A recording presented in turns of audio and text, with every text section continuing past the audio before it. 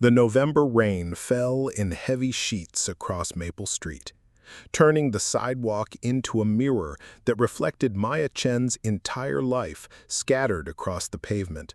Her grandmother's jade bracelet lay half submerged in a puddle, the green stone catching streetlight like a drowning emerald. Textbooks from her psychology program at Columbia floated face down in the gutter, their pages bloating with dirty water. The vintage leather jacket she'd saved 3 months of barista tips to buy hung limply from a fire hydrant, its rich brown now darkened to black. Maya stood frozen on the apartment building's front steps, her key still extended toward the lock she would never need again. Behind her, the heavy wooden doors slammed with such force that the glass panels shuddered. Through the rain-streaked window, she could see her mother's silhouette, arms crossed, watching from the warmth of the lobby she'd just been banished from. 24 years old and still acting like a child, Patricia Chen's voice echoed through the door, muffled but unmistakably sharp.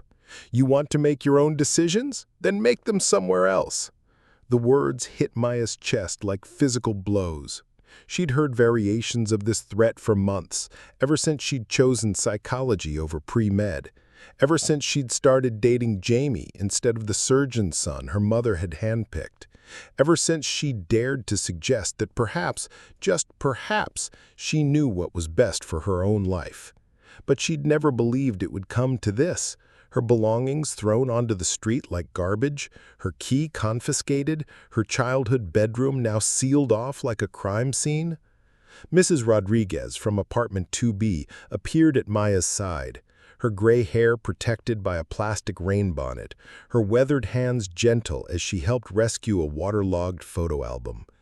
Mija, what happened here? This is terrible. Maya's throat closed around the words she wanted to say. How could she explain that her mother had given her an ultimatum this morning over breakfast?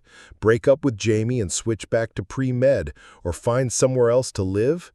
How could she describe the moment Patricia's face had transformed from disappointed to furious when Maya had quietly, respectfully said no?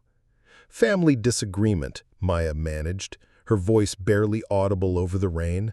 She knelt beside Mrs. Rodriguez, trying to salvage what remained of her scattered possessions. The older woman's presence was a small comfort.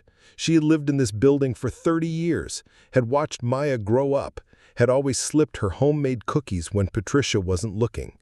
This is not right, Mrs. Rodriguez muttered, shaking water from a soggy sweater. No mother should do this to her child, not in this weather, not like this. Down the street, other neighbors began to emerge despite the rain.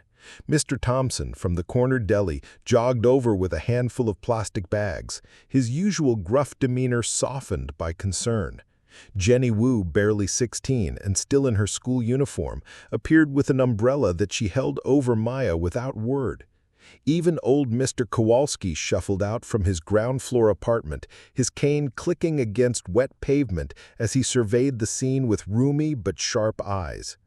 30 years I've been living in this building, Mr. Kowalski announced to no one in particular, his Polish accent thick with indignation.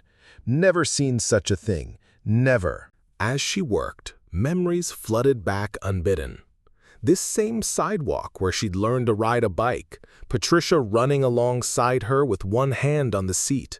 The lobby where Patricia had taken first day of school photos every September, always insisting Maya wear the traditional Chinese qipao dress that had belonged to her grandmother.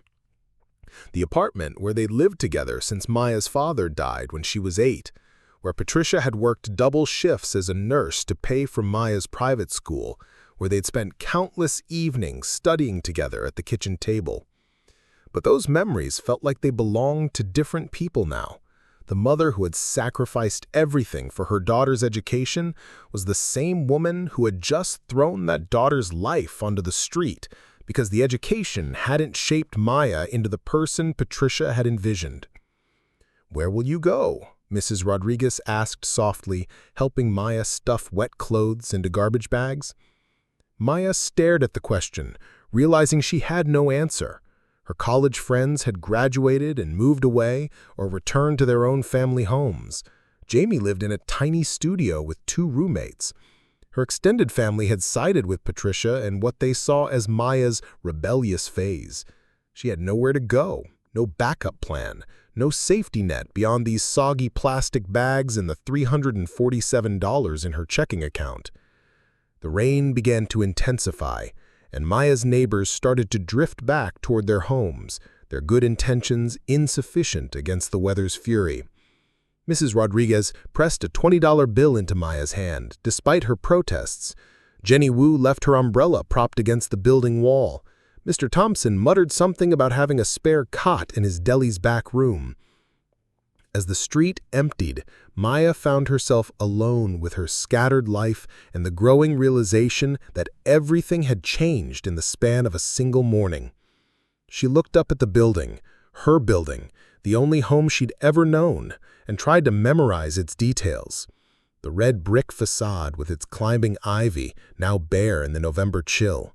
The ornate cornices that had always reminded her of eyebrows raised in perpetual surprise. The windows of apartment 4A, where warm light still glowed behind drawn curtains, where her mother was probably already reorganizing Maya's former bedroom, erasing all traces of her daughter's existence. Her phone buzzed in her pocket. For a wild moment, she hoped it might be Patricia, calling to apologize, to say she'd made a mistake, to ask Maya to come home. But the caller ID showed an unknown number with a local area code. Maya Chen? The voice was professional, slightly nasal, unfamiliar. Yes? This is Robert Kellerman from Kellerman Property Management. I'm calling about 847 Maple Street. I understand you're the current owner? Maya's world tilted sideways. I'm sorry, what? The property at 847 Maple Street. Our records show you as the owner of record. There's been some confusion with the tenants regarding rent payments and lease agreements. I was hoping we could schedule a meeting to discuss the building's management. Maya stared up at the building again, rain streaming down her face, garbage bags of her ruined possessions at her feet. I think you have the wrong number. I don't own any building. I was just evicted from this address. Ma'am, I have the deed right here. It was transferred to you 6 months ago from the estate of Eleanor Chen. Was that your grandmother? Eleanor Chen. Maya's breath caught. Her grandmother, who had died 2 years ago, who had always been secretive about her investments, who had whispered to Maya on her deathbed about taking care of the family property. Maya had assumed she'd meant the small savings account that had helped pay for Maya's final semester of college. Maya's radio crackled with routine police dispatches, minor traffic accidents, noise complaints, welfare checks, the ordinary business of keeping a community safe. No domestic I need to call you back, Maya stammered. Of course, but Miss Chen, I do need to inform you that there are several issues that require immediate attention. Maintenance requests, lease disputes, and well, there's been a complaint filed about illegal eviction practices. Apparently, one of the tenants was forced out without proper notice, and her belongings were damaged by weather exposure. Maya's legs nearly gave out. She was looking at her own eviction scene while being told she owned the building where it was happening. The irony was so sharp it cut through her shock and confusion, leaving her lightheaded. The tenant in question, Mr. Kellerman continued, filed the complaint this afternoon, a Miss Patricia Chen. I believe that's apartment 4A? The phone slipped from Maya's numb fingers, clattering onto the wet pavement. Through the rain-streaked window of the lobby, she could see her mother's silhouette still standing there, arms crossed, waiting. But waiting for what? Maya retrieved her phone from the puddle, its cracked screen now spiderwebbed with water damage, and forced herself to focus on Mr. Kellerman's voice. The property manager was still talking, his words floating through the rain-soaked air like fragments of a dream she couldn't quite grasp. Miss Chen, are you still there? I said I can email you copies of all the relevant documents, the deed, the lease agreements, the maintenance requests. Your grandmother set up a trust that transferred ownership to you upon completion of your college degree. Our records show you graduated last spring. Yes. Maya whispered, though the word felt foreign in her mouth. Everything felt foreign now. The familiar street, the building she'd called home, the mother who had raised her alone for 16 years. Yes, I graduated in May. Excellent. Then the transfer was automatic. You've been the legal owners since June 1st. I must say, your grandmother was quite thorough in her planning. She even left detailed instructions about maintaining the property's character while ensuring fair rent control. A remarkable woman, from what I understand.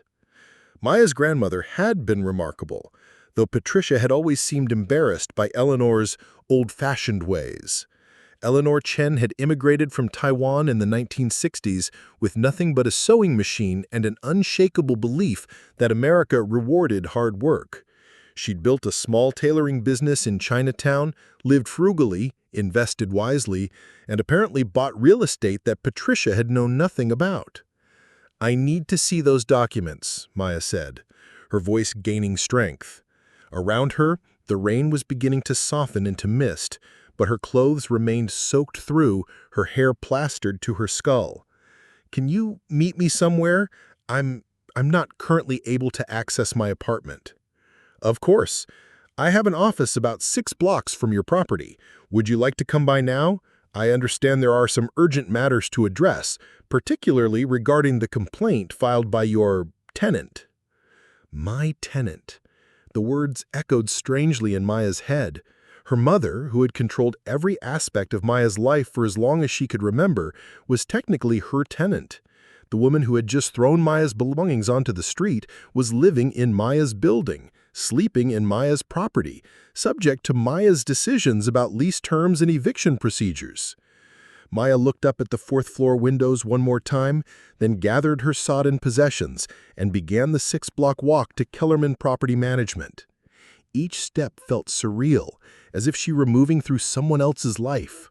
The streets she'd walked thousands of times looked different now, painted with new significance. She wasn't just Maya Chen, the disappointment daughter who chose the wrong major and the wrong boyfriend. She was Maya Chen, property owner, landlord, keeper of her grandmother's legacy. I need to call you back," Maya stammered. "Of course. But, Miss Chen, I do need to inform you that there are several issues that require immediate attention. Maintenance requests, lease disputes, and, well, there's been a complaint filed about illegal eviction practices. Apparently, one of the tenants was forced out without proper notice, and her belongings were damaged by weather exposure." Maya's legs nearly gave out. She was looking at her own eviction scene while being told she owned the building where it was happening.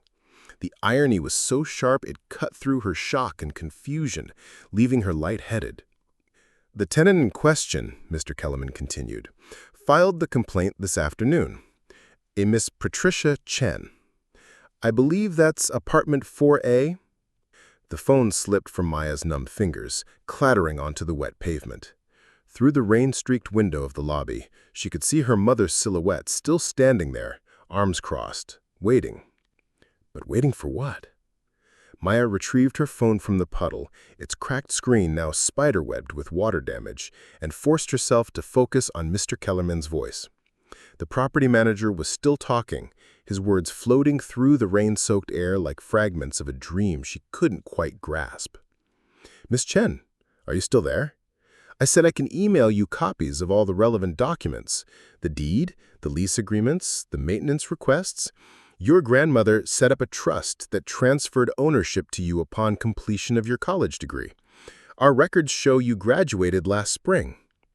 "Yes," Maya whispered, though the word felt foreign in her mouth. Everything felt foreign now. The familiar street, the building she'd called home, the mother who had raised her for 16 years alone. "Yes, I graduated in May." "Excellent. Then the transfer was automatic. You've been the legal owner since June 1st. I must say, your grandmother was quite thorough in her planning. She even left detailed instructions about maintaining the property's character while ensuring fair rent control. A remarkable woman, from what I understand." Maya's grandmother had been remarkable, though Patricia had always seemed embarrassed by Eleanor's old-fashioned ways. Eleanor Chen had immigrated from Taiwan in the 1960s with nothing but a sewing machine and an unshakable belief that America rewarded hard work. She'd built a small tailoring business in Chinatown, lived frugally, invested wisely, and apparently bought real estate that Patricia had known nothing about. "I need to see those documents," Maya said, her voice gaining strength. Around her, the rain was beginning to soften into mist, but her clothes remained soaked through, her hair plastered to her skull. "Can you meet me somewhere? I'm not currently able to access my apartment." "Of course. I have an office about 6 blocks from your property. Would you like to come by now? I understand there are some urgent matters to address, particularly regarding the complaint filed by your tenant." My tenant. The words echoed strangely in Maya's head. Her mother, who had controlled every aspect of Maya's life for as long as she could remember, was technically her tenant. The woman who had just thrown Maya's belongings onto the street was living in Maya's building, sleeping in Maya's property, subject to Maya's decisions about lease terms and eviction procedures. Maya looked up at the 4th-floor windows one more time, then gathered her sodden possessions and began the 6-block walk to Kellerman Property Management. Each step felt surreal, as if she were moving through someone else's life. The street she'd walked thousands of times looked different now, painted with new significance. She wasn't just Maya Chen, the disappointment daughter who chose the wrong major and the wrong boyfriend. She was Maya Chen, property owner, landlord, keeper of her grandmother's legacy. The property management office occupied the ground floor of a narrow brownstone, its windows glowing warmly in the late afternoon gloom. Robert Kellerman turned out to be a slight man in his 50s with thinning hair and wire-rimmed glasses that magnified concerned brown eyes. He took one look at Maya's bedraggled appearance and immediately offered her a towel and hot coffee. "Terrible weather for moving," he said diplomatically, settling behind his desk with a thick manila folder. "Before we begin, I want to assure you that your grandmother was one of our most respected clients. She understood property management as both a business and a responsibility to the community." Maya wrapped her hands around the coffee mug, letting its warmth seep through her frozen fingers. "I didn't know she owned the building. My mother never mentioned it." "That's not uncommon. Your grandmother was very private about her investments. She said she wanted you to finish your education without the pressure of knowing about the inheritance." Kellerman opened the folder and spread several documents across his desk. She was quite specific about the timing. The property would only transfer after you completed your degree and turned 24. She wanted you to be mature enough to handle the responsibility. The deed was surprisingly simple, a single page that transferred ownership of 847 Maple Street from the Eleanor Chen Trust to Maya Elizabeth Chen, effective June 1st of this year. Maya stared at her own name in formal legal typeface, trying to reconcile it with the person who had been living as a dependent in her own building for the past 5 months. "Your grandmother also left this for you," Kellerman said, handing Maya a sealed envelope marked with her name in Eleanor's careful handwriting. "She asked me to give it to you when we first met." Maya's fingers trembled as she opened the envelope. Inside was a single sheet of rice paper covered in her grandmother's distinctive script, half English, half Chinese characters. "My dearest Maya, if you are reading this, then you have become the woman I always knew you would be. The building on Maple Street has been in our family for 20 years. I bought it not for profit, but for security, so that our family would always have a home no matter what storms came. Your mother does not know about this gift. She has always been proud, too proud sometimes, to accept help. I feared she would refuse to let you live there if she knew it belonged to you. But now you are educated, independent, strong enough to make your own choices. The building is not just property, it is community. Mrs. Rodriguez in 2B has lived there since her husband died. Mr. Kowalski on the ground floor has nowhere else to go. They are your responsibility now, but also your neighbors, your family in the way that America allows us to choose family. Be fair, but not weak. Be kind, but not foolish. Remember that a home is something you give to others, not something you take for yourself. Your mother will not understand this at first. She sees only in straight lines: school, career, marriage, success. But you see in circles, like your grandmother. You understand that sometimes the path forward requires going back to where you started. The building will teach you things your college cannot. Trust it. Trust yourself. With all my love, Nai. Maya read the letter 3 times before she could focus on Mr. Kellerman's voice again. He was showing her lease agreements, rent rolls, maintenance schedules. The building housed 12 families across 4 floors, including Patricia in 4A. The rent her mother had been paying, $1,200 a month for a 2-bedroom apartment, was significantly below market rate, subsidized by Eleanor's generosity and Maya's unknowing inheritance. Your grandmother was very particular about keeping rents affordable. She could have charged much more, but she preferred to have stable long-term tenants. Most of these families have been there for years. Maya thought about Mrs. Rodriguez's kindness in the rain, about Jenny Wu's umbrella, about Mr. Thompson's offer of a spare cot. These weren't just tenants. They were the community her grandmother had chosen to protect, the extended family Maya had inherited along with the building's deed. What about the complaint my mother filed? Physically unharmed, but she's been tied up for several hours. Detective, she says Brennan's not just planning random attacks. He's targeting the community center where the Veterans Support Group meets. Tonight's their weekly meeting, and according to Sarah, Brennan's been planning this for months. Maya felt pieces of the puzzle clicking into place with horrifying clarity. The Veterans Support Group met every Tuesday evening in the community center basement, a location that connected directly to the tunnel system Brennan had been exploring. A gathering of men and women who'd served overseas, who'd trusted the system to support them after their service, who'd struggled with many of the same issues that had driven Brennan to this breaking point. How many people are we talking about? Usually 15 to 20 veterans, plus group facilitators and family members. Sarah says Brennan's been attending the meetings for months, mapping the building, learning everyone's schedules and routines. Maya's mind raced through the implications as she sped back toward the command center, a support group meeting in a basement location with limited exits, attended by people Brennan knew personally, connected to tunnel systems that would allow him to approach undetected. It was the perfect target for someone seeking maximum psychological impact with minimal tactical risk. When she arrived back at the mobile command unit, Maya found chaos that was somehow more organized than before. Lieutenant Rodriguez was coordinating with tactical teams, building evacuation specialists, and federal agents who'd been called in once the situation escalated beyond local capabilities.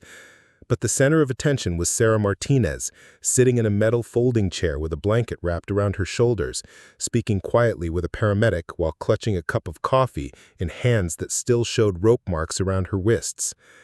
Maya approached carefully, not wanting to overwhelm someone who just escaped a traumatic situation.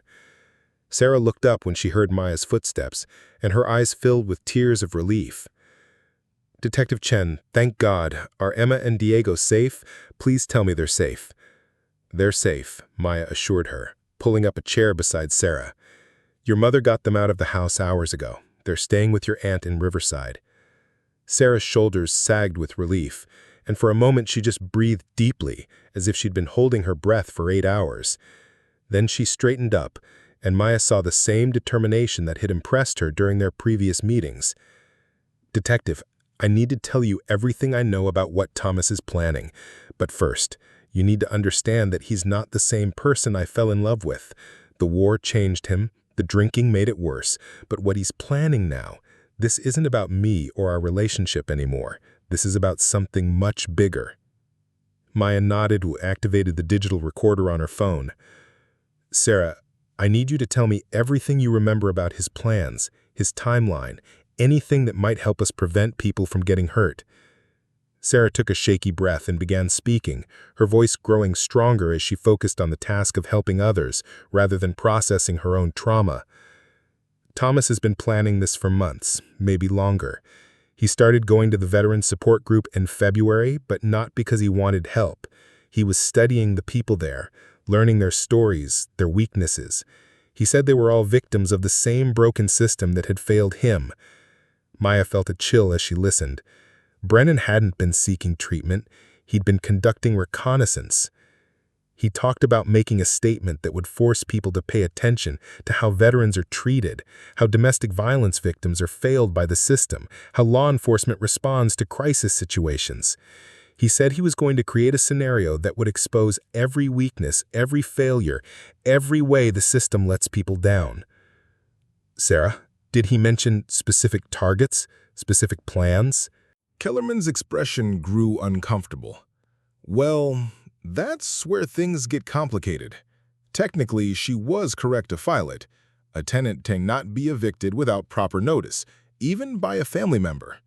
The fact that her belongings were damaged by weather exposure during an illegal eviction is problematic. But she didn't know I owned the building. That's irrelevant from a legal standpoint. As the property owner, you're responsible for ensuring all evictions follow proper procedures. The fact that your tenant happened to be your mother doesn't change the law. Maya felt a laugh bubbling up from somewhere deep in her chest. Not humor, but the kind of desperate sound people make when reality becomes too absurd to process normally. She was legally responsible for the illegal eviction she had just experienced. She owed herself damages for her mother's actions on her property. "What happens now?" she asked. "Well, first we need to address the immediate complaint. Your mother is demanding compensation for damaged belongings and violation of tenant rights. She's also requested that you, the property owner, be held accountable for creating an unsafe living environment." Kellerman paused, clearly struggling with the unusual nature of the situation. "She's asked to speak with the building owner to resolve the matter." Maya stared at the rain-streaked windows of the office, watching pedestrians hurry past under umbrellas and newspapers.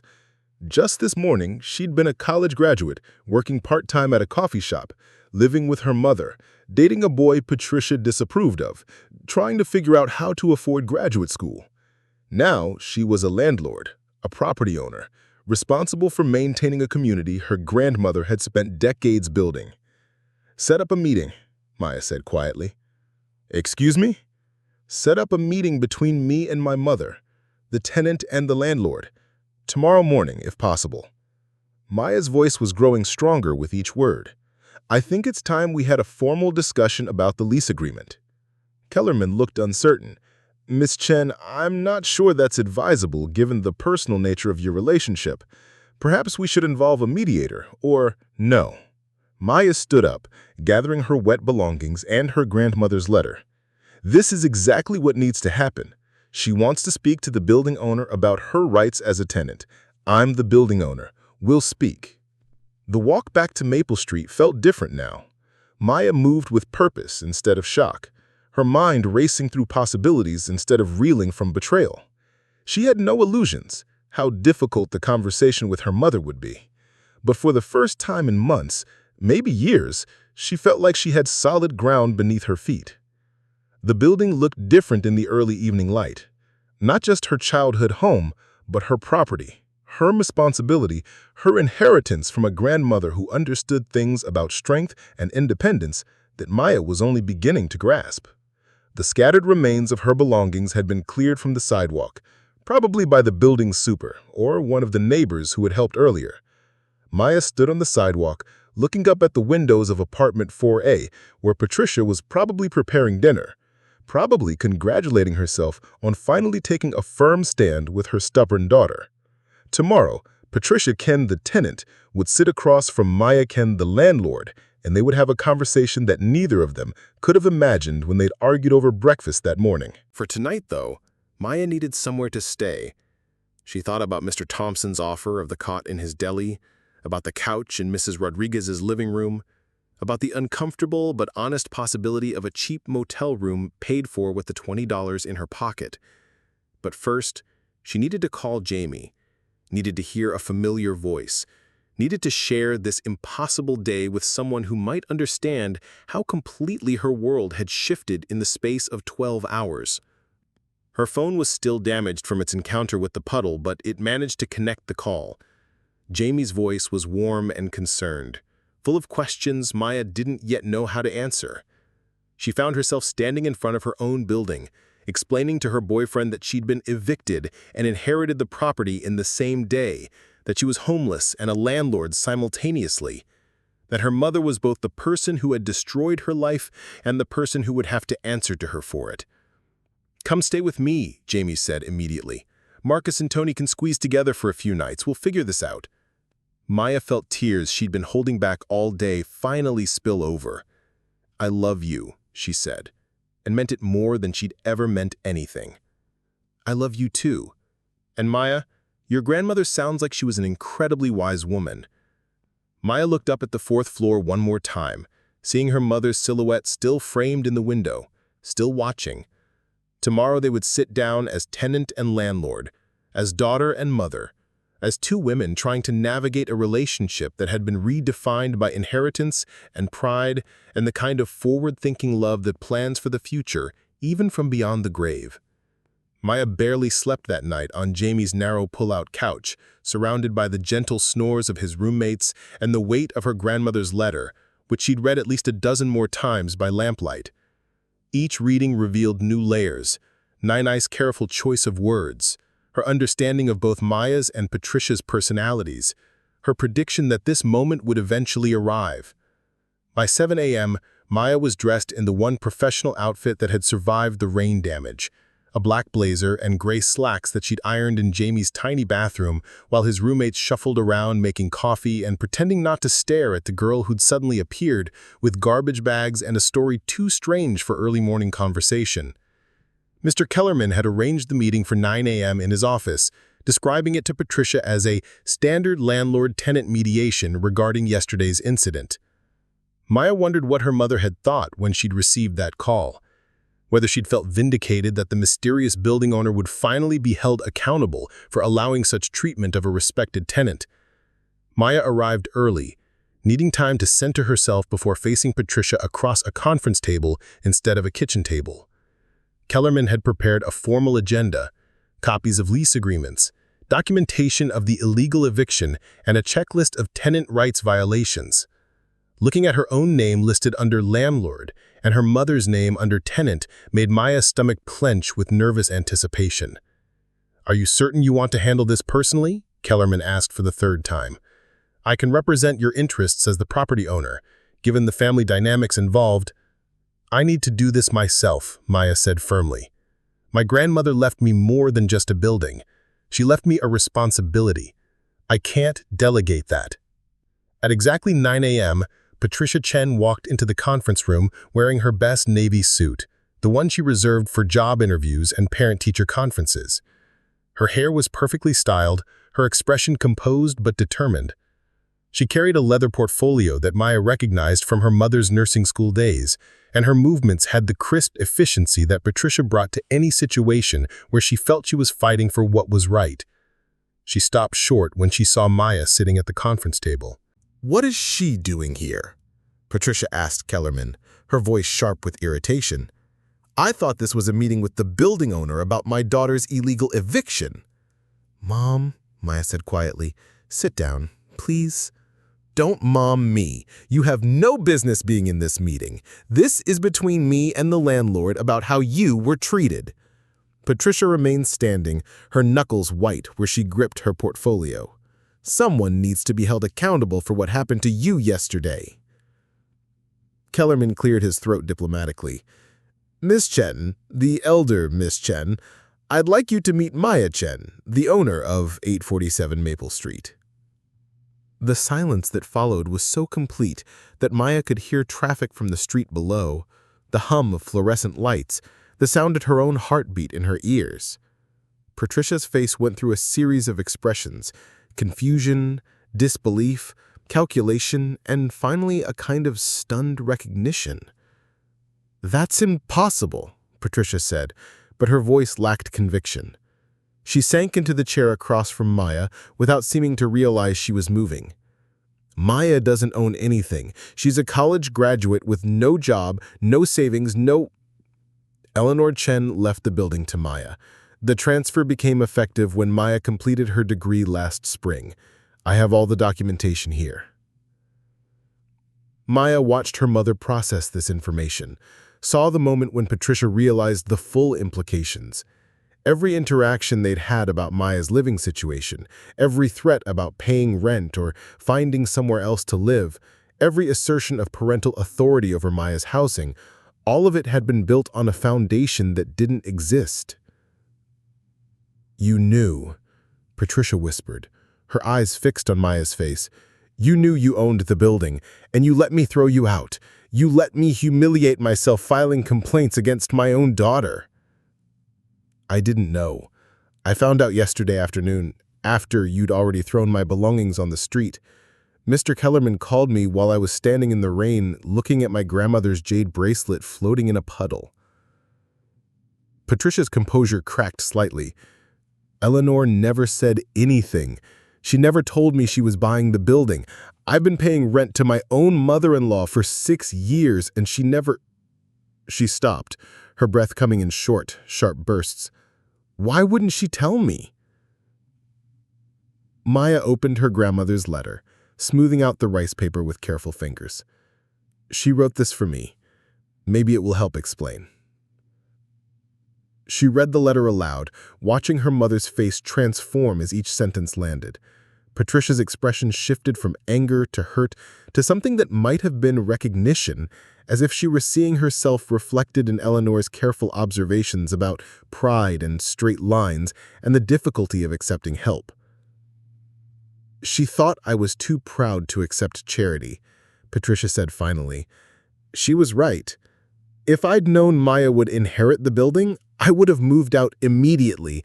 I would have found somewhere else, somewhere I could pay market rent, somewhere I could maintain my dignity." "Is that more important than Maya's security?" Kellerman asked gently. "Your mother-in-law seemed to believe that family took care of family regardless of pride." "You don't understand," Patricia snapped, some of her fire returning. "I came to this country with nothing. I worked double shifts for 16 years to make sure Maya had opportunities I never had. I sacrificed everything so she could get an education, could have choices, could be independent.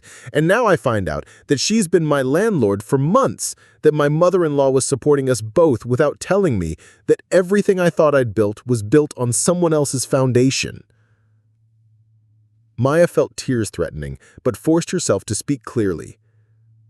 "You taught me to be independent, Mom. But yesterday, you threw me out because I was making independent choices you didn't like. You wanted me to be strong, but only in the directions you approved of.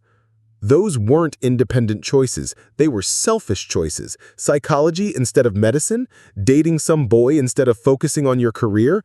Those were the choices of someone who doesn't understand how hard the world is, someone who's been sheltered and protected and doesn't realize that life isn't about following your dreams, it's about building security." The words hung between them like a gauntlet thrown down.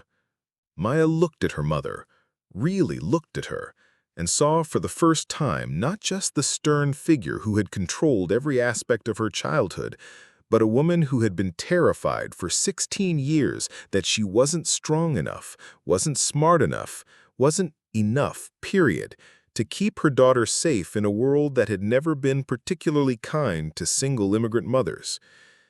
"I understand more than you think," Maya said quietly. "I understand that you worked 2 jobs to pay for my private school. I understand that you studied English at night classes after 12-hour shifts at the hospital.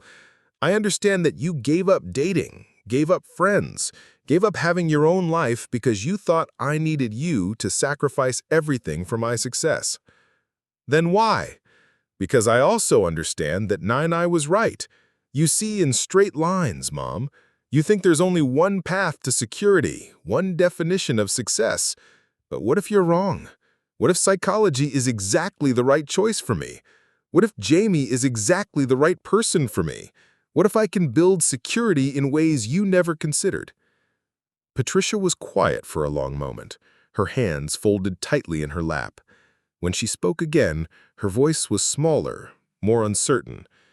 "Your grandmother always said I worried too much. She said I was trying to control outcomes that couldn't be controlled.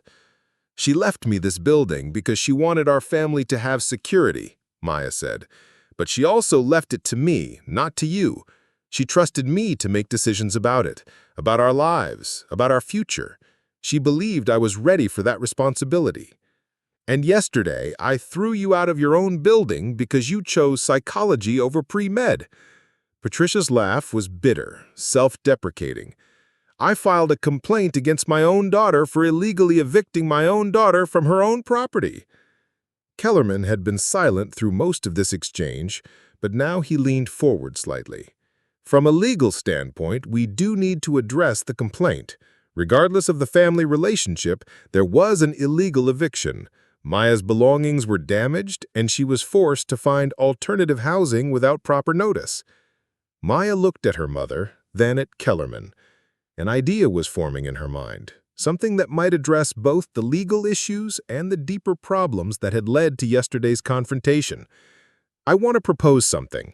Mom, you filed the complaint because you felt I was treated unfairly. You're right, I was. A tenant can't be forced out without proper notice, even by family members. As the building owner, I need to make sure that never happens again." Patricia was wary for a long moment. "What are you suggesting?"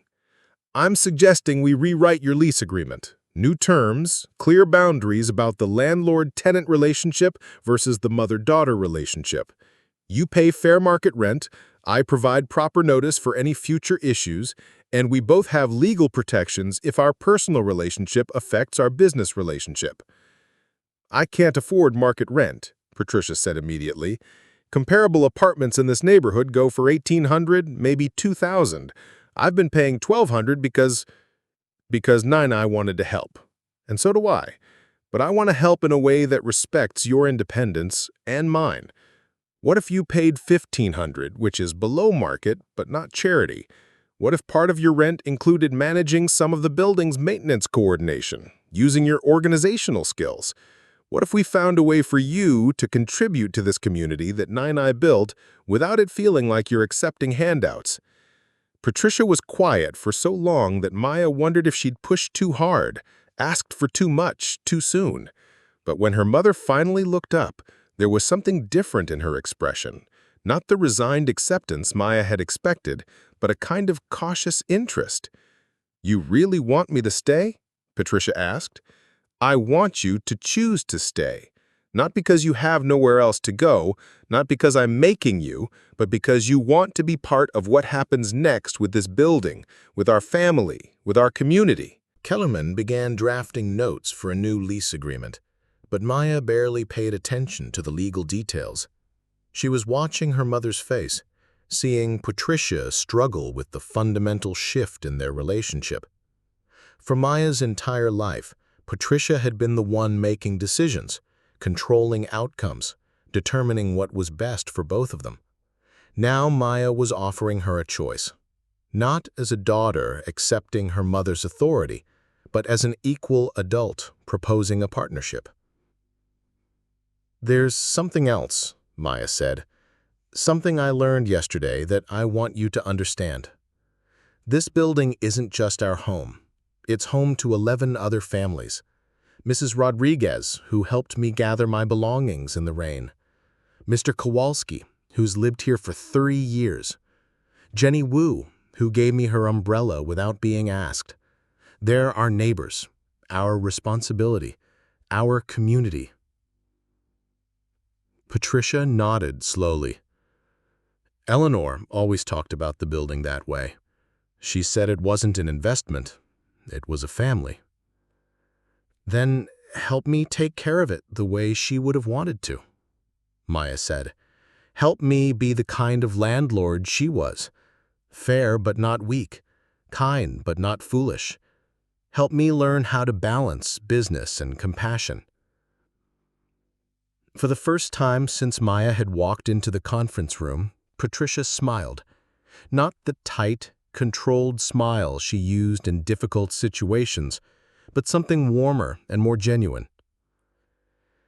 "Your grandmother would be very proud," she said quietly. "Not just of the woman you've become, but of the way you're thinking about this responsibility." Maya felt something loosening in her chest, a tension she'd been carrying for so long that she'd forgotten it was there. They weren't finished. There would be more difficult conversations, more moments of adjustment as they figured out how to be mother and daughter, landlord and tenant, two adults sharing space and responsibility instead of one adult controlling another. But for the first time in months, Maya felt like they were moving in the same direction instead of pulling against each other. "So, we'll try this? New lease, new boundaries, new way of doing things?" Patricia reached across the table and touched Maya's hand, not the possessive grip Maya remembered from childhood, but the gentle contact between equals. "We'll try." Kellerman worked for another hour, drafting lease terms and complaint resolutions, but Maya found herself thinking beyond the legal documents. She thought about Mrs. Rodriguez, who might need help with her own lease renewal. She thought about the building's aging heating system and the maintenance requests that had been accumulating. She thought about her grandmother's vision of the building as community, as family, as something larger than just a place to collect rent.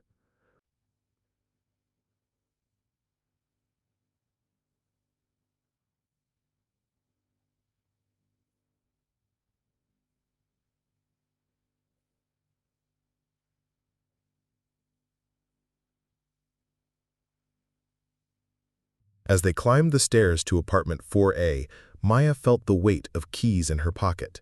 Not just her personal house key, but the master keys to the building, the symbolic weight of responsibility that came with ownership. Patricia unlocked the apartment door and stepped aside, a gesture that acknowledged the shift in their relationship, without making it awkward. The apartment smelled like jasmine tea and the lingering traces of Patricia's morning routine. Maya's bedroom door stood open, and she could see that her mother had already begun the process of putting things back, making the bed with fresh sheets, organizing the closet, trying to undo yesterday's damage. It was a peace offering, an acknowledgement of regret, and Maya felt her throat tighten with unexpected emotion. "I kept hoping you'd call," Patricia said quietly. "All last night I kept thinking you'd come home and we'd figure out how to fix this." "I did come home," Maya said, "just not the way either of us expected." But even as they settled into this tentative reconciliation, Maya's phone was buzzing with messages that would complicate their newfound understanding. The first was from Mrs. Rodriguez. "Mija, can you come to 2B when you have a moment? There's something you need to see." The second was from Mr. Thompson at the deli. "Heard about what happened yesterday. There are some things going on in the building that the old landlord never knew about. New landlord should probably be aware." The third was from a number Maya didn't recognize. "This is Derek Hoffman from Hoffman Development. We understand there's been a change in ownership at 847 Maple Street. We'd very much like to schedule a meeting to discuss our ongoing interest in the property." Maya stared at the messages, realizing that inheriting the building had made her visible to forces she didn't yet understand. Her grandmother had protected this community for 20 years, but Maya was about to discover that not everyone wanted that protection to continue. Over the next 3 days, Maya's education in property ownership accelerated rapidly. Mrs. Rodriguez's "Something You Need to See" turned out to be a thick folder of documents that she'd been secretly maintaining, correspondence from development companies, notices of zoning hearings, applications for construction permits on neighboring properties. Eleanor had shared more with her long-term tenant than she had ever revealed to her own daughter-in-law. "Your grandmother was fighting a war," Mrs. Rodriguez explained as they sat in her cozy living room, surrounded by 30 years of accumulated memories. "These developers, they've been circling this block like vultures. Every building they buy, they empty out, renovate, and rent for 3 times what we pay now. Your Nai, she was the only one keeping them away from this street."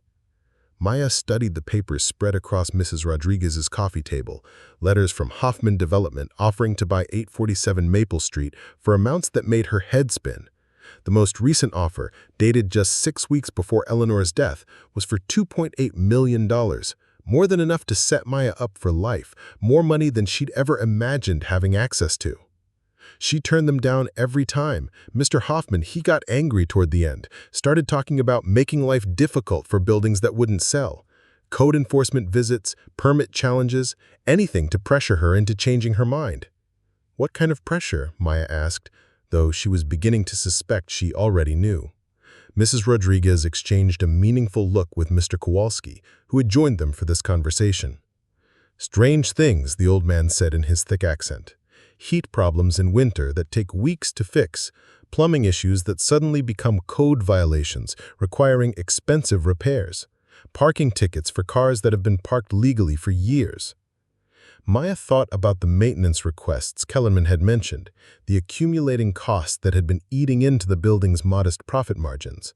What she'd assumed was normal wear and tear might have been something more deliberate, more targeted. They want to tear down the whole block, Mrs. Rodriguez said quietly. Build luxury condos that start at $4,000 a month, price out everyone who's lived here for decades, turn this into another playground for tech workers and finance people. The conversation was interrupted by a knock at Mrs. Rodriguez's door. Through the peephole, Maya saw a tall man in an expensive suit holding a leather briefcase. Derek Hoffman had apparently decided not to wait for her to respond to his messages. "Miss Chen." His smile was professionally warm, but didn't reach his eyes. "I'm Derek Hoffman from Hoffman Development. I was hoping we could have a conversation about your building." Maya introduced herself as the new owner, watching Hoffman's expression shift as he recalculated his approach. He'd probably expected to deal with another elderly immigrant woman like Eleanor, someone he could pressure or confuse with legal terminology and financial complexity. "Congratulations on your inheritance," he said smoothly. "Your grandmother was quite the businesswoman.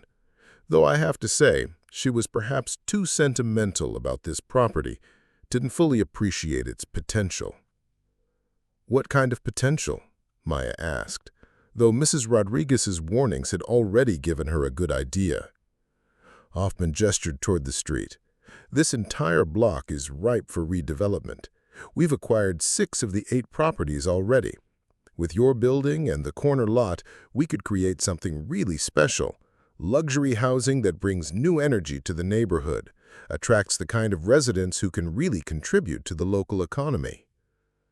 Maya looked at Mrs. Rodriguez, thought about Jenny Wood doing homework at the kitchen table, about Mr. Kowalski walking his ancient dog every morning at precisely 7:15, about the dozen families who had made this building their home for years or decades. "What happens to the current residents?" "Well, naturally, there would be a transition period," Hoffman said, his tone suggesting this was a minor detail. "We'd work with everyone to find suitable alternative housing. Many of our former tenants have been quite happy with the relocations we've arranged." "Where?" "Excuse me?" "Where did you relocate them to? What neighborhoods? What rent ranges? What kind of suitable alternative housing?" Hoffman's pause was just long enough to confirm Maya's suspicions. "I don't have those specifics with me, but I can assure you that we take our social responsibility seriously. The important thing is the overall benefit to the community, bringing in new tax revenue, attracting businesses, elevating the neighborhood's profile." Maya felt something crystallizing in her chest, a clarity that came from finally understanding what her grandmother had been protecting, what she had inherited along with the building's deed. This wasn't just about real estate or profit margins. It was about the right of people to remain in their homes, to age in place, to build communities that lasted longer than the next development cycle. "I'm not interested in selling," she said simply. Hoffman's professional smile faltered slightly. "I understand this is all very new for you. Perhaps we could schedule a more formal meeting and bring in some experts to help you understand the full scope of the opportunity. The offer I made to your grandmother was quite generous, but I'd be willing to increase it substantially for the right deal." "How substantially?" Maya asked, not because she was tempted, but because she wanted to understand the stakes. $3.5 million. Cash, closing within 30 days. You'd be set for life, Miss Chen, free to pursue any career you wanted without worrying about building management, tenant issues, maintenance costs. Your grandmother tied you to this property, but you don't have to stay tied to it. Maya looked around Mrs. Rodriguez's living room, at the family photos spanning 30 years, at the carefully tended plants on every windowsill, at the worn but well-loved furniture that spoke of a life fully lived in this space. Then she looked at Hoffman, with his expensive suit and his talk of suitable alternatives and transition periods. "My grandmother didn't tie me to this property," she said. "She gave me the opportunity to be part of something larger than myself. I'm not selling." Hoffman's expression hardened slightly. "I hope you understand what you're turning down. This neighborhood is changing whether you participate or not. Property taxes are rising, maintenance costs are increasing, city regulations are becoming more stringent. Small landlords often find these pressures overwhelming." It wasn't quite a threat, but it wasn't quite not a threat either. Maya felt Mrs. Rodriguez's tense beside her, saw Mr. Kowalski's jaw tighten. They'd lived through enough to recognize the subtle language of intimidation. "Then I guess I'll have to learn to manage those pressures," Maya said, "like my grandmother did." After Hoffman left, the three of them sat in silence for several minutes. Finally, Mrs. Rodriguez spoke. "He's not going to give up easily. Your grandmother fought him for 5 years. He'll try everything. Bribes, threats, making life difficult for you and all of us. Then we'll have to be ready. All of us. Together." Over the following days, Maya discovered the extent of the community her grandmother had built and protected. She met with each tenant individually, learning their stories, understanding their fears about displacement, beginning to see the building not as 12 separate units, but as an interconnected web of relationships and mutual support. Mr. and Mrs. Patel in 1A had owned a small restaurant that was driven out of business when developers bought their commercial space and tripled the rent. This apartment was all they could afford on their retirement savings. Jenny Wu's family in 3B were saving every penny to bring her grandmother over from Hong Kong. Jenny's father worked 2 jobs while her mother cleaned office buildings at night. The young couple in 2A were both teachers, priced out of every other neighborhood, using their apartment as a base while they tried to build a life on public service salaries that barely covered their student loans. Each story reinforced Maya's understanding of what was at stake. This wasn't just about preserving affordable housing. It was about preserving the possibility of community, of stability, of people being able to build lives without constantly worrying about displacement. But as Maya learned more about her tenants, she also learned more about the challenges facing the building. The heating system was indeed failing, requiring repairs that would cost at least $15,000. The roof had been patched multiple times, but needed complete replacement, another $25,000. The electrical system was functional, but outdated, a potential code violation that could force expensive upgrades. Kellerman walked her through the building's financials with the patience of someone who had seen new landlords overwhelmed before. At current rent levels, the building generated enough income to cover basic maintenance and taxes, but major repairs required either rent increases that would price out current tenants or capital investments that Maya couldn't afford. Your grandmother used her savings from the tailoring business to subsidize the building for years. She wasn't making money from this property, she was investing in it, in the community it housed. But those savings are gone now, and you're starting with much less financial cushion. Maya stared at the spreadsheets, trying to understand how her grandmother had made the numbers work for so long. The answer was that she hadn't, really.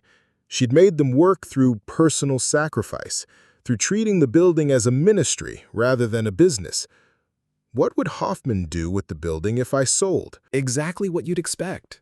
Empty it out, gut renovate every unit, probably combine some of the smaller apartments into larger ones. Market rate for renovated units in this neighborhood is running $2,500 to $3,500 a month. He'd probably get 35 to 40 for luxury finishes. Maya did the math quickly.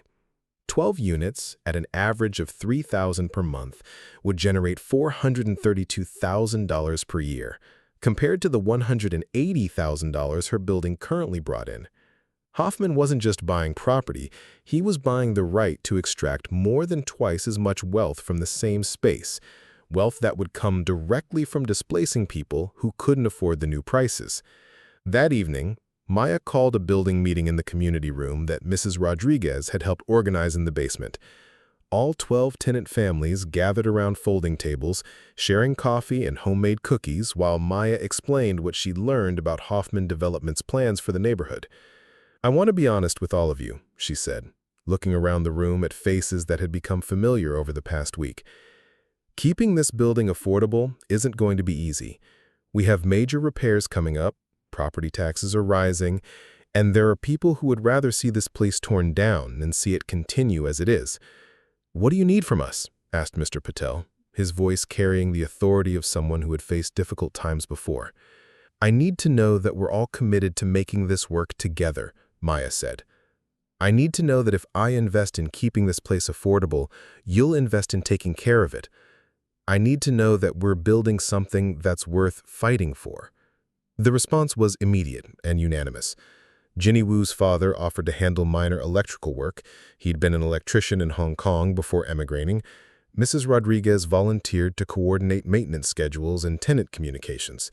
The teachers in 2A had experience with grant writing and offered to research funding sources for building improvements. Mr. Kowalski, despite his age, insisted he could still handle basic plumbing repairs.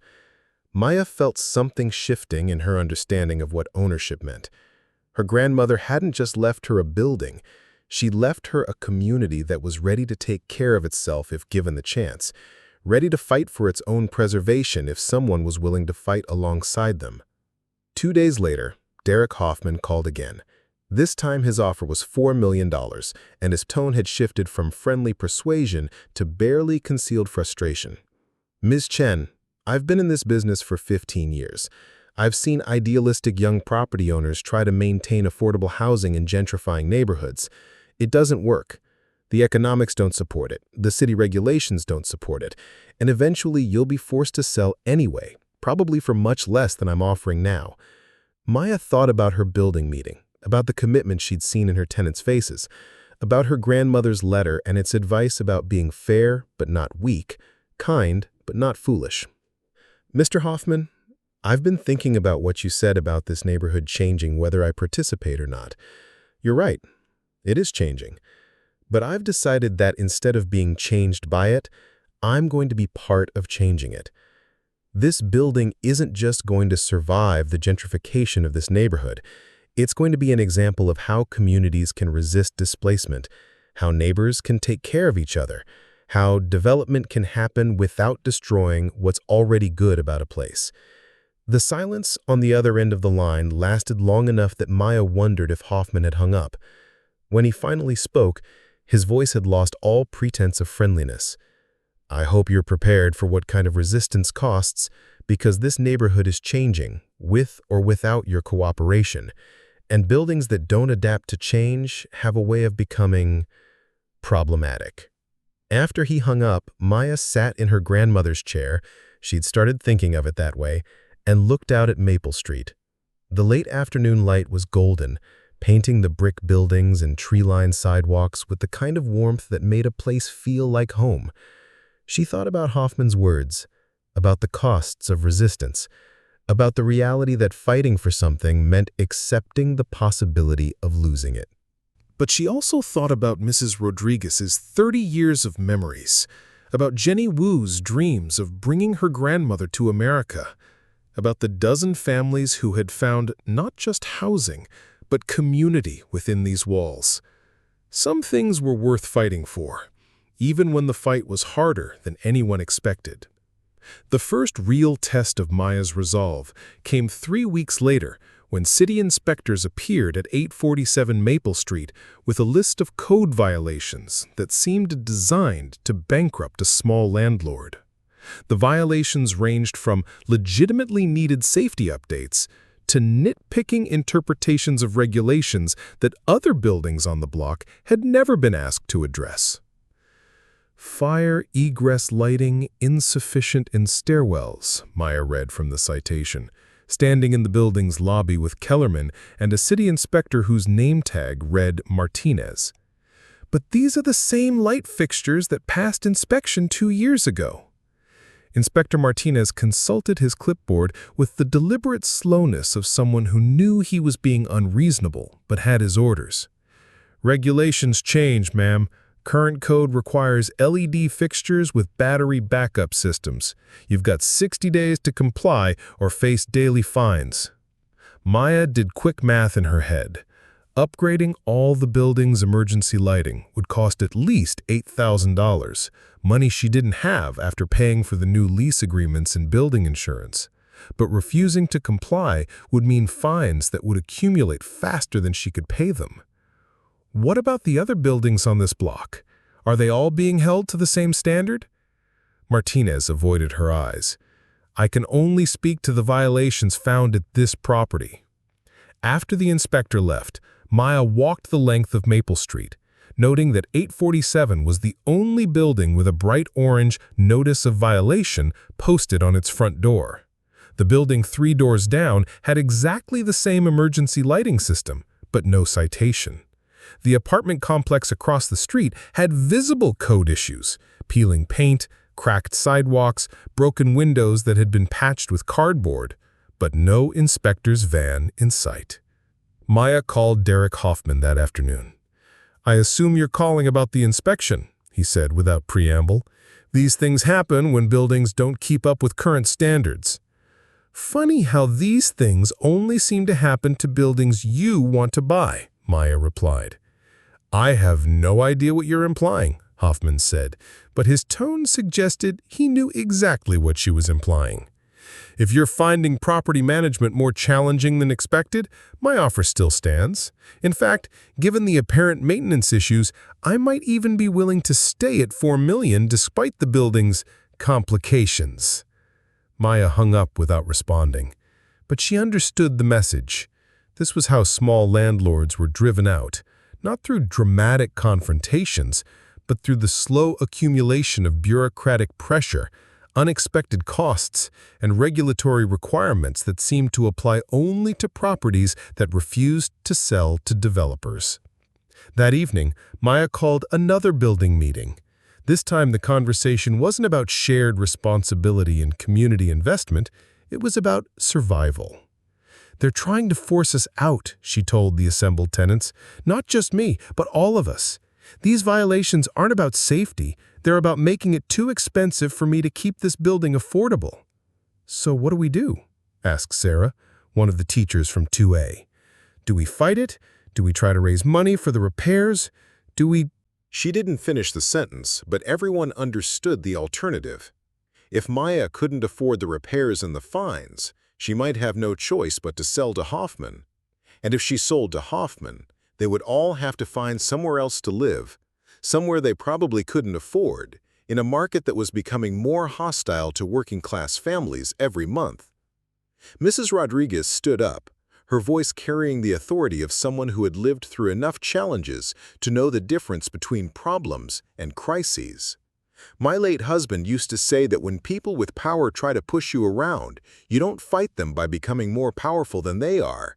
You fight them by becoming more united than they are. What does that mean, practically? Asked Mr. Patel. It means we stop thinking about this as Maya's problem and start thinking about it as our problem, Mrs. Rodriguez said. It means we use every resource we have, every connection, every skill, every relationship. It means we make ourselves too visible, too connected, too important to ignore. Maya felt something click into place, a strategy that went beyond just paying for repairs or fighting citations. What if we don't just resist what's happening to us? What if we become an example of what's possible? Over the next month, Maya's tenants transformed themselves from individual families into a coordinated community organization.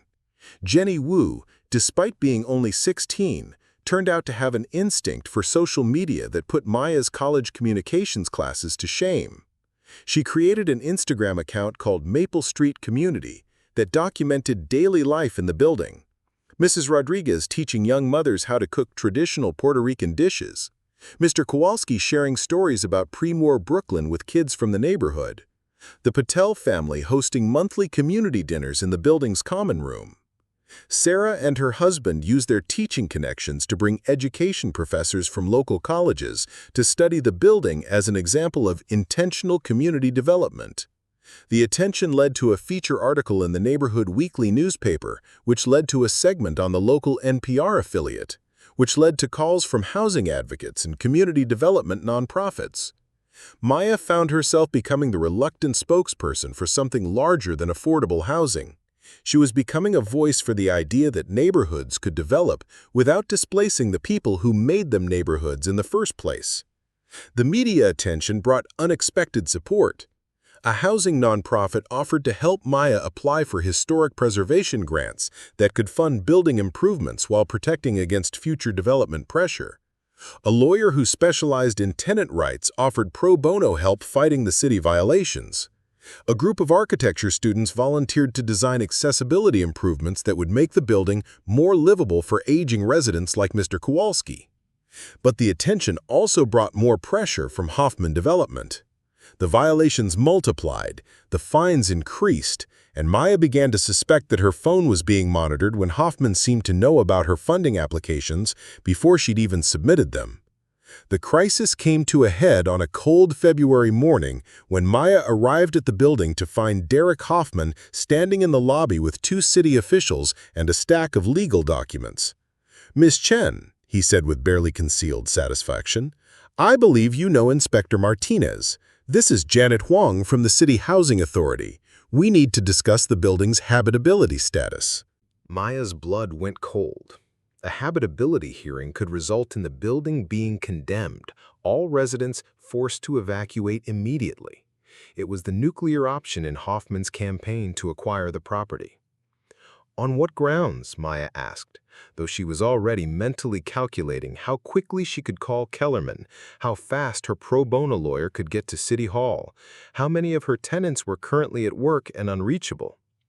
"Persistent code violations, failure to address safety concerns, and new issues regarding the building's electrical system," Janet Huang said, consulting her own clipboard. "We've received reports that the wiring is not up to current standards and may pose a fire hazard." Maya thought about Mr. Wu's electrical work, about the careful repairs he'd made using his professional skills to keep the building safe while saving money. Every improvement had been done to code, every repair documented and permitted. But she was beginning to understand that facts mattered less than political pressure, that safety concerns could be manufactured as easily as they could be legitimate. "I'd like to call my lawyer," Maya said. "Of course," Hoffman replied smoothly, "though I should mention that if the building is condemned, residents will need to find alternative housing immediately. That can be quite challenging in the current market. Fortunately, I have contacts with several apartment complexes that might be able to accommodate displaced tenants, though naturally at current market rates." Maya looked at him, really looked at him, and saw something that went beyond greed or ambition.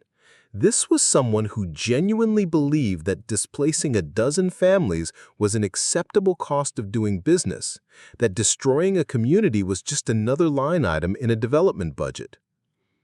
"Give me 24 hours, she said. "Excuse me?"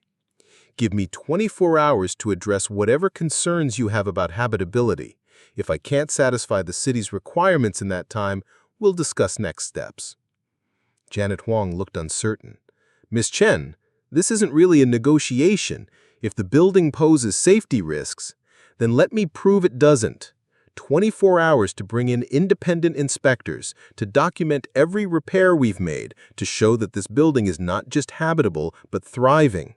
If I can't do that, I'll consider Hoffman's offer." The words felt like swallowing glass, but Maya knew she needed time to organize a response, to call in every favor and connection her community had built over the past months. Hoffman's smile was predatory. 24 hours, he agreed. But after that, this becomes a city matter, not a personal negotiation. Maya spent the next 18 hours orchestrating the most comprehensive building inspection in the history of 847 Maple Street. The architecture students arrived with detailed plans showing how every repair met or exceeded current codes. The housing nonprofit brought their own safety experts to provide independent assessments. The local NPR reporter showed up with a cameraman, turning the inspection into a public event that would be difficult for city officials to ignore. But Maya's secret weapon was her tenants themselves. When Janet Wong and Inspector Martinez returned the next morning, they found themselves confronted not just with documentation and expert testimony, but with the lived reality of the community Maya had inherited and helped strengthen. Mrs. Rodriguez gave them a tour of the community garden she'd started on the building's roof, explaining how it provided fresh vegetables for families struggling with food costs, while creating green space that improved air quality for the entire block. Mr. and Mrs. Patel showed them the community room where they hosted English language classes for new immigrants, computer literacy workshops for seniors, and after-school tutoring for neighborhood kids. Jenny Wu presented a PowerPoint presentation she'd created for her AP Government class, documenting how intentional community development could address urban housing challenges while preserving neighborhood character. Her presentation included interviews with urban planning professors, data on housing displacement in gentrifying neighborhoods, and a detailed financial analysis showing how buildings like 847 Maple Street provided economic stability that benefited entire communities.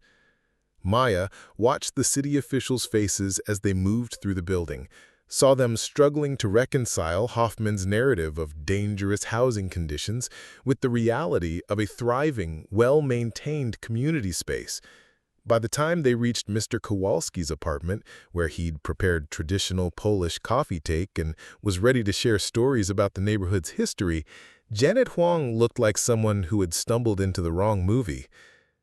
"This isn't what I expected," she admitted quietly to Maya as they stood in the lobby at the end of the tour.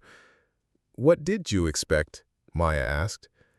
"Honestly, a slum landlord trying to squeeze profits from substandard housing? The kind of situation where city intervention protects vulnerable tenants?"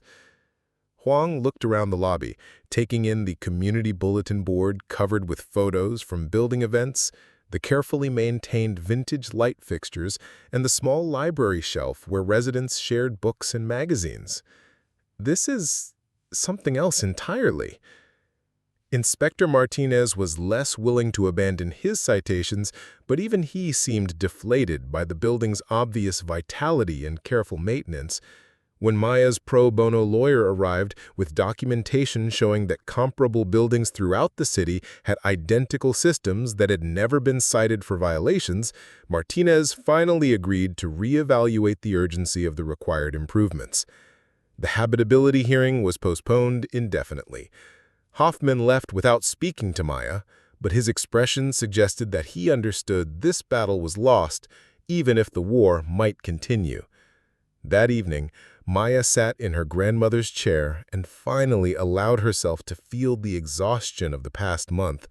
Fighting for the building had consumed her completely. She'd neglected her part-time job, postponed graduate school applications, spent every waking hour thinking about heating systems and zoning laws and community organizing strategies. But she'd also discovered something she hadn't expected when she'd first read Eleanor's letter. Protecting this building, this community, wasn't just about honoring her grandmother's legacy or providing affordable housing or resisting gentrification, though it was all of those things. It was about learning what it meant to be responsible for something larger than herself, what it meant to lead by serving, what it meant to use privilege and resources not for personal advancement, but for collective benefit. Maya's phone rang, interrupting her thoughts. The caller ID showed a number she didn't recognize, but when she answered, the voice was familiar. "Miss Chen, this is Derek Hoffman. I wanted to congratulate you on today's outcome." Maya was immediately suspicious. Thank you. I also wanted to let you know that Hoffman Development is withdrawing our interest in 847 Maple Street. We've decided to focus our efforts on other properties that are more aligned with our development timeline. Maya felt a surge of victory, but Hoffman's tone suggested this wasn't entirely good news. However, he continued, I thought you should know that our withdrawal from your property doesn't change the broader market dynamics in your neighborhood. Property values are still rising, taxes are still increasing, and the cost of maintaining older buildings continues to grow. Your building may have survived this particular challenge, but the underlying pressures haven't changed. What are you saying? I'm saying that you won this battle by turning your building into a cause, by attracting media attention and community support. But causes are only sustainable as long as people stay interested, as long as the story remains compelling. What happens when the reporters go away? What happens when your volunteer support moves on to other projects? What happens when it's just you and 12 families trying to make the economics work month after month, year after year? Maya realized that Hoffman was asking the same questions she'd been asking herself, the questions that kept her awake at night, even after their legal victory. I guess we'll find out, she said. Indeed you will. Good luck, Miss Chen. I genuinely hope your experiment works. But if it doesn't, if you find yourself struggling to maintain this idealistic vision against economic reality, I hope you'll remember that there are still people willing to offer practical solutions. After Hoffman hung up, Maya sat in the gathering darkness of her apartment, looking out at the street where she'd grown up, where she'd been evicted and inherited a building in the same day, where she'd learned to fight for something beyond her own comfort and security. Hoffman was right about one thing. The underlying pressures hadn't changed. Property taxes would continue rising, maintenance costs would continue accumulating, and the economics of affordable housing would continue to be challenging, regardless of good intentions and community support. But Maya was beginning to understand that her grandmother's gift wasn't just the building. It was the understanding that some challenges were worth facing. Some fights were worth having. Some responsibilities were worth accepting, even when they were difficult. The building on Maple Street would always require more money, more time, more energy than Maya had expected. But it would also continue to provide something that couldn't be measured in profit margins or return on investment. It would provide home, community, stability, and the kind of security that came not from wealth, but from being surrounded by people who had chosen to take care of each other. 3 months later, Maya's acceptance letter to the Graduate School of Social Work arrived on the same day that 847 Maple Street was featured in Architecture Digest as an example of community-centered urban development. She stared at both pieces of mail lying on her kitchen table, marveling at how her life had become a series of impossible coincidences. The graduate program would let her study housing policy and community development, turning her lived experience into academic expertise that could help other neighborhoods facing similar pressures. The magazine article would bring more attention, some wanted, some not, to the model she and her tenants had created almost accidentally while trying to survive. "You're famous now," Patricia said, setting down a cup of jasmine tea and settling into the chair across from Maya. Their morning routine had evolved over the months. Less tense negotiation, more genuine conversation between equals who happened to be related. "We're famous," Maya corrected. "This isn't just my story anymore." Through the window, she could see Jenny Wu on her way to school, her backpack heavy with textbooks and college brochures. Jenny had been accepted to 5 universities, including Columbia, and was planning to study urban planning with a focus on affordable housing development. Mrs. Rodriguez was tending to the rooftop garden, which had expanded to include raised beds donated by a local gardening nonprofit. Mr. Kowalski was walking his dog, stopping to chat with a young couple from 2A who were pushing their newborn daughter in a stroller. The building had stabilized in ways Maya hadn't expected. The historic preservation grants had funded not just necessary repairs, but improvements that made apartments more livable. Better insulation, updated kitchens, accessible bathrooms for aging residents. The media attention had connected them with resources they'd never known existed. A community land trust that could eventually protect the building from future development pressure. A cooperative ownership model that would give tenants more control over their housing costs. A network of similar buildings across the city that were experimenting with community-centered property management. But Maya had also learned that stability was a daily practice, not a permanent achievement. Every month brought new challenges. A broken boiler, a family struggling with job loss, conflicts between tenants, bureaucratic hurdles, and the constant need to balance compassion with practical limits. "I still think you should have taken the money," Patricia said, though her tone was more teasing than serious. $4 million would have solved a lot of problems." "It would have created different problems," Maya replied, "and it wouldn't have been what I wanted."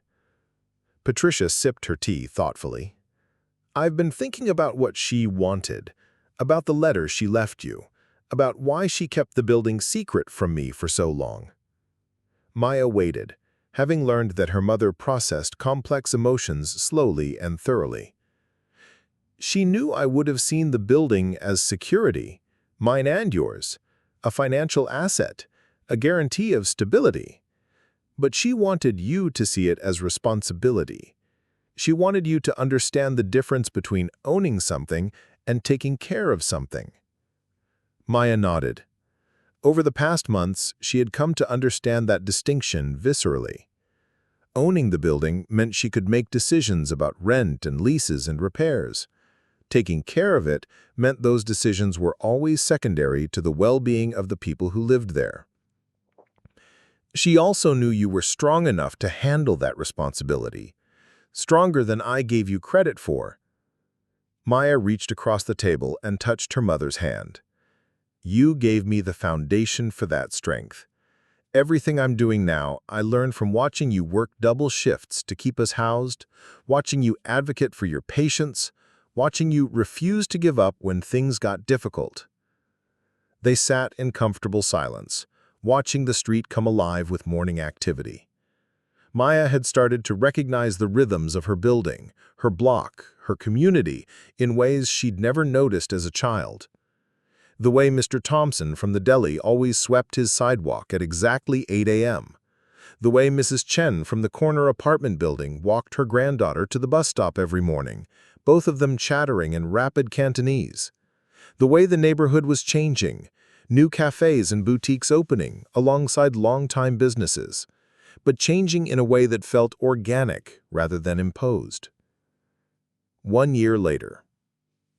Maya's first year as a graduate student had taught her that her experience at 847 Maple Street wasn't unique. Similar battles were being fought in neighborhoods across the country as communities struggled to balance development with preservation, economic growth with social stability. What was unique was how visible their success had become. The building now hosted monthly tours for urban planning students, policymakers, and housing advocates.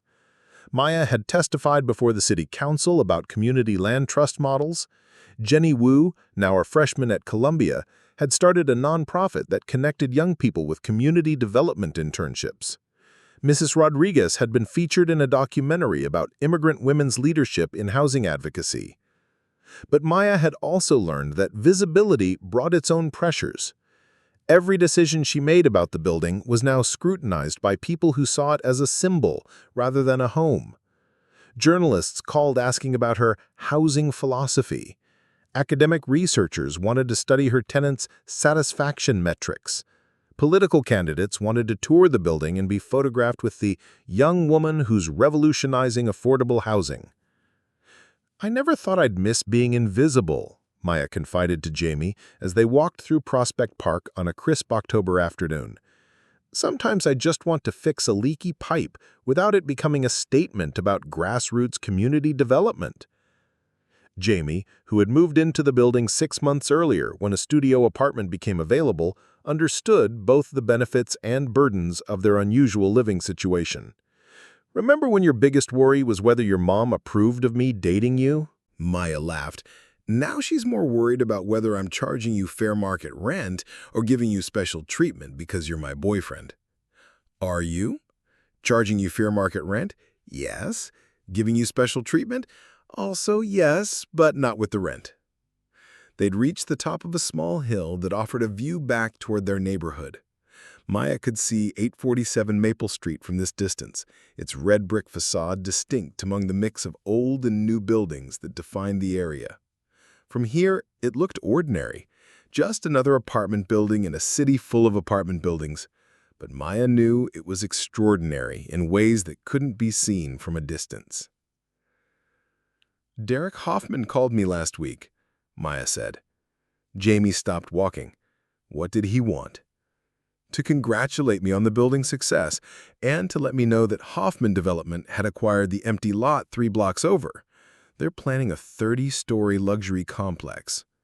"That's not necessarily bad news. It's far enough away that it shouldn't affect your building directly." Maya shook her head. "That's not what worries me. What worries me is that he specifically mentioned how much he's learned from watching our community organizing strategies. He talked about incorporating grassroots engagement into his development process. He's figured out how to co-opt the language of community development to make displacement sound like empowerment." This was the thing that kept Maya awake at night, not the fear that their model would fail, but the fear that it would succeed so visibly that it would be appropriated by the very forces they'd been resisting. She'd seen it happen with other housing innovations, community input processes that became performances rather than genuine participation, affordable housing requirements that developers found ways to circumvent, community benefits agreements that benefited developers more than communities. "So what do we do?" Jamie asked. "We keep doing the work," Maya said. "Not for the cameras, not for the articles, not for the people who want to turn us into a symbol. We keep doing it because Mrs. Rodriguez deserves to age in place with dignity, because the Patel family deserves to save money for their restaurant instead of spending it all on rent increases, because Jenny Wu deserves to come home from college to a community that supported her dreams." This story follows Maya Chen's 20-year journey transforming her inherited building into a model for community-controlled housing that ultimately reshapes how neighborhoods can resist displacement and build collective power. The narrative begins when Maya, a graduate student, simultaneously faces eviction from her childhood apartment and inherits the same building from her recently deceased grandmother, Eleanor. This pivotal moment forces Maya to choose between selling to Hoffman Development for financial gain or honoring her grandmother's vision of the building as a community anchor. Despite financial pressure and her own displacement trauma, Maya chooses to keep the building, driven by a letter from Eleanor explaining that true security comes not from individual wealth, but from community care and mutual responsibility. Maya's initial approach as a landlord focuses on preventing displacement of existing tenants while creating conditions for genuine community building. She keeps rents affordable, involves residents in decision-making, and gradually transforms shared spaces into venues for collective activity. The building's residents, including Mrs. Rodriguez, a Puerto Rican grandmother who becomes Maya's mentor, the Patel family running a corner store, Jenny Wu, a high school student facing housing instability, and Mr. Kowalski, an elderly Polish immigrant, initially relate to each other as strangers sharing space, but slowly develop the trust and shared investment that define true community. The transformation accelerates when Maya realizes that the building's long-term sustainability cannot depend on her individual commitment. Mrs. Rodriguez challenges her to consider what happens if her circumstances change, leading to the development of a cooperative ownership model. This 18-month transition involves extensive legal work and community meetings, but fundamentally restructures relationships within the building. Instead of extractive landlord-tenant dynamics, residents gain equity stakes and decision-making power, creating incentives for long-term thinking and collective responsibility. Maya's academic work evolves alongside her practical experience, with her thesis analyzing community land trusts and cooperative ownership models through both research and lived experience. Her findings demonstrate that stable, affordable housing creates foundations for broader human flourishing. When people aren't constantly threatened with displacement, they can invest in education, start businesses, build relationships, and participate in democracy. The building becomes both her home and her research site, proving that community-controlled housing benefits extend far beyond housing security, to include increased civic engagement, stronger social networks, and greater confidence in residents' ability to influence policy. The success of their model attracts attention from housing advocates, who propose expansion to create a network of cooperative buildings. This growth opportunity forces the community to grapple with questions of scale, whether their intimate model can maintain its character while achieving broader impact. Through thoughtful community discussion led by residents like Mr. Kowalski, who distinguishes between growth controlled by residents versus changes imposed by outside forces, they unanimously vote to expand while maintaining democratic control over the process.